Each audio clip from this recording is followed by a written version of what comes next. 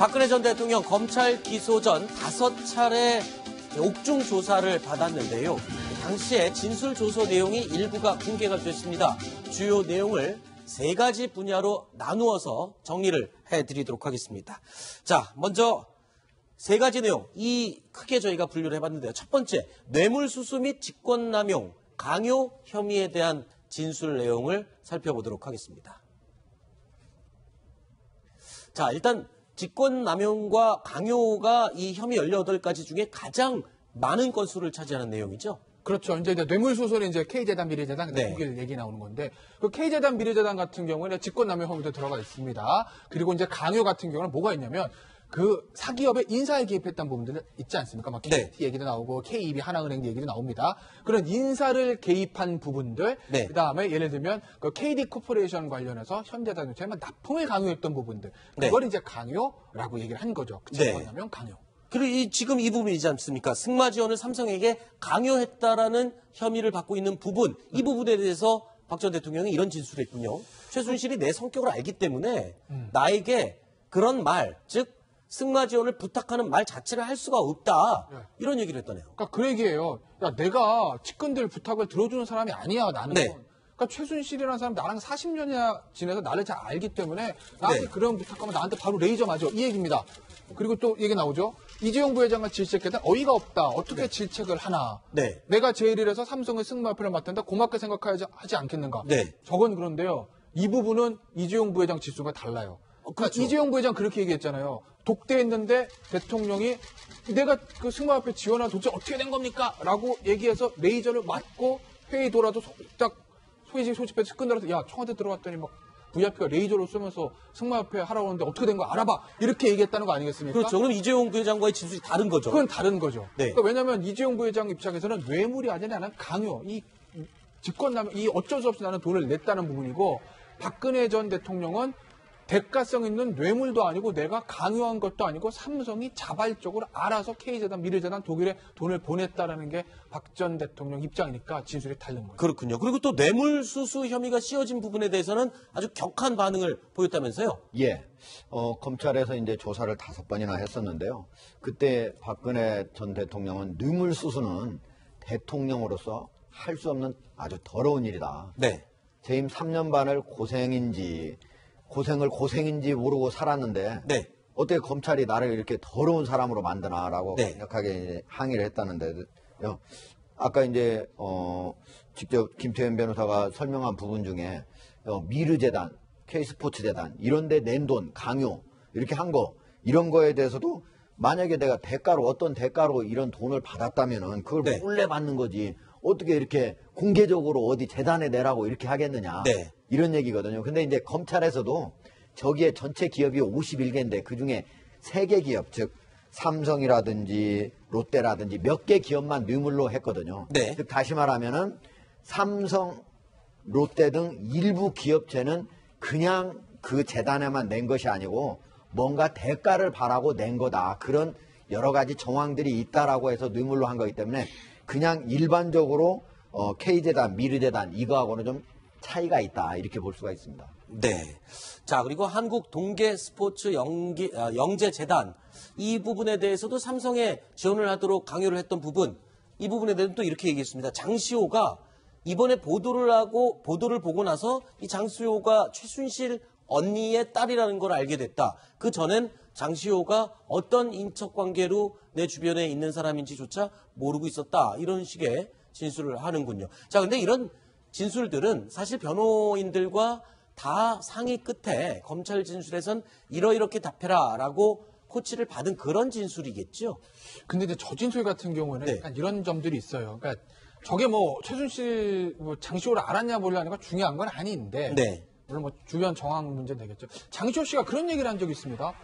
나 내 결혼식에서 보고 마지막이야. 그거 기억나십니까 혹시? 내 결혼식에 VIP를 참석한 걸 내가 보고 그 다음에 보지 못했던 이야기를 했습니다. 그럼 장시호 씨 진술에 따르면 박근혜 전 대통령과 장시호 씨 결혼식에 갔다라는 건데 그런데 최순실 언니, 그러니까 최순실 딸이 이번에 알았다고 얘기하면 결혼식을 안 간 건지 갔는데 누구 결혼식인지 모르고 그냥 간 건지 그때는 알았는데 지금 잊어먹은 건지. 네. 그 말이 앞뒤가 맞지 않죠. 그러네요. 그러니까 저런 것들은 이제 신빙성이 하나가 깨지면 네. 전체의 신빙성을 의심받을 수 있는 겁니다. 네.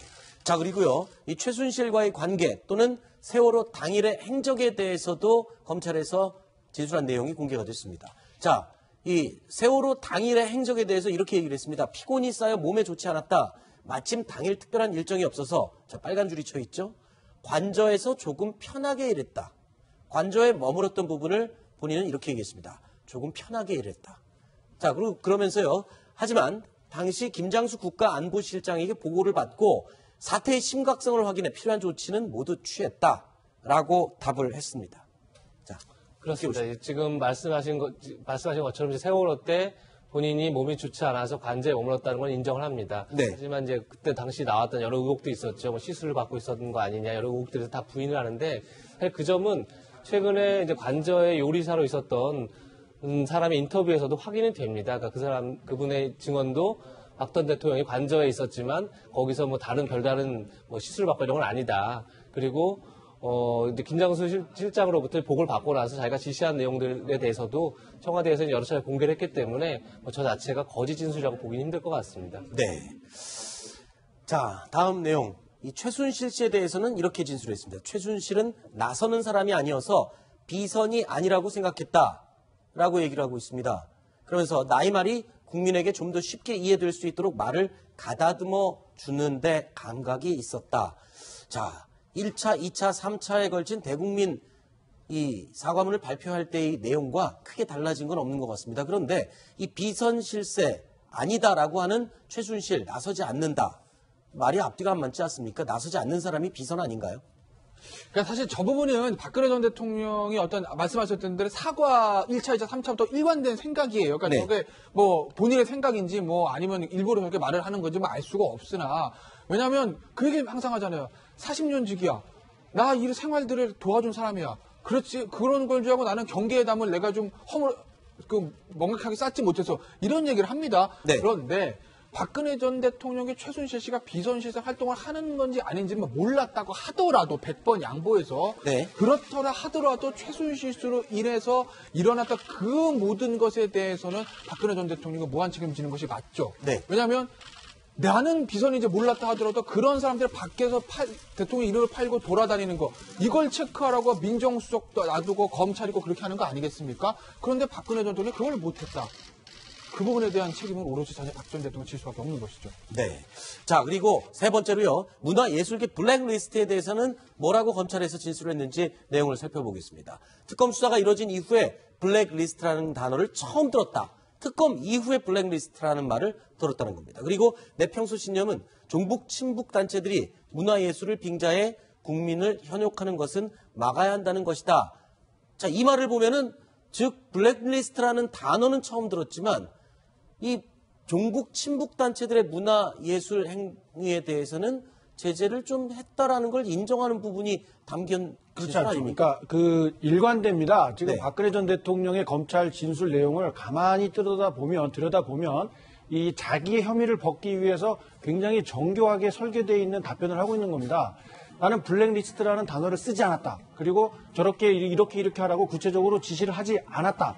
다른 것도 마찬가지입니다. 이재용 삼성회장을 만났을 때도 마찬가지고 나는 한 번도 화를 낸 적도 없고 지시한 적이 없고 강요한 적이 없다입니다. 하지만 저 내용에서 보듯이 지금 앵커도 지적을 한 것처럼 사실상 그런 내용으로 흘러가고 있음에도 불구하고 나만 내가 구체적으로 명시적으로 블랙리스트 만들어가지고 130 뭐 얼마를 쟤는 주고 쟤는 주지 말고 이렇게 구체적으로 딱딱 지시하지 않았다. 그러니까 내가 지시하지 않았고 밑에 있는 사람들이 알아서 내 눈치를 봐서 움직인 것이지 그 사람들이 문제지 내가 왜 문제냐. 내가 이런 사고방식을 갖고 있었을 뿐이다. 이렇게 얘기를 하면서 직접적인 형사 책임을 나는 갖고 있지 않다. 이런 항변을 일관되게 하고 있는 겁니다. 네. 블랙리스트 답변은 이런 게 있습니다. 김기춘 실장이 전 비서실장이 검찰 진술한 거 비슷합니다. 네. 따라서 그 블랙리스트 자체는 통치행위 하나였지, 그러니까 자기가 통치라는 국가를 운영하는 방식이 하나였지, 그게 불법이나 헌법에 정신을 위배된 게 아니다라는 걸 강조하기 위해서 이제 저런 얘기를 하는 거죠. 네, 받아들이는 게 맞는 것 같습니다. 두 가지를 다 노리는 거예요. 네. 블랙리스트 자체도 죄가 아니고 네. 설사 죄가 된다 하더라도 나는 몰랐어. 네. 이 두 가지를 다. 그러니까 어쨌든 뭐 본인의 무죄를 주장하는 거죠. 일관된 박정희 전 대통령 주장이에요. 저 부분은. 네, 알겠습니다. 자, 이재명 동아일보 정치부 차장 그리고 이동영 동아일보 정책사회부 차장 두 분의 이야기는 여기까지 듣도록 하고요. 이어지는 코너에는 김정봉 전 NSC 정보관리실장 그리고 김기호 경기대 정치전문대학원 교수 두 분이 함께 수고해 주겠습니다. 오늘 두 분 말씀 잘 들었습니다. 자, 뉴스탑 10 다음 순위로 넘어가겠습니다.